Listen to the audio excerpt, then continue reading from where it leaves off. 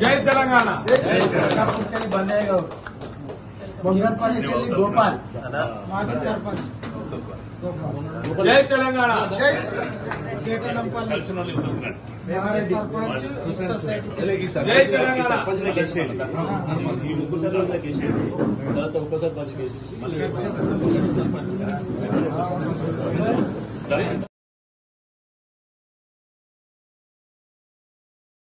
వివిధ గ్రామాల నుండి సర్పంచులుగా ఎంపీటీసీలుగా ప్రాతినిధ్యం వహించిన గౌరవనీయులు అందరూ కూడా ఈరోజు చేయడం జరిగింది. అదేవిధంగా మండల్ వైస్ ప్రెసిడెంట్గా చేసిన బందయ్య గారితో పాటు మిగతా సర్పంచ్లందరూ కూడా స్వాగతం చెప్తా ఉన్నాను.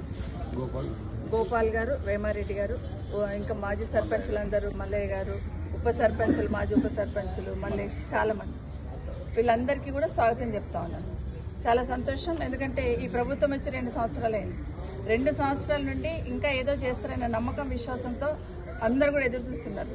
కానీ ఈరోజు రాష్ట్రంలో జరుగుతున్న పరిస్థితులు చూసిన తర్వాత అయ్యో కేసీఆర్ ఉన్నప్పుడు ఎట్లా ఉండే, ఇప్పుడు ఏమైపోతున్నాము, మళ్ళీ కేసీఆర్ని తెచ్చుకోవాలా, మళ్ళీ కేసీఆర్ వస్తే ఈ రాష్ట్రానికి శ్రీరామ రక్ష అనే లెవెల్లో గ్రామాలలో అందరూ కూడా కదులుతున్న సందర్భంలో మొన్న కూడా ఒక 2 సర్పంచులు వచ్చి చేరి ఉన్నారు.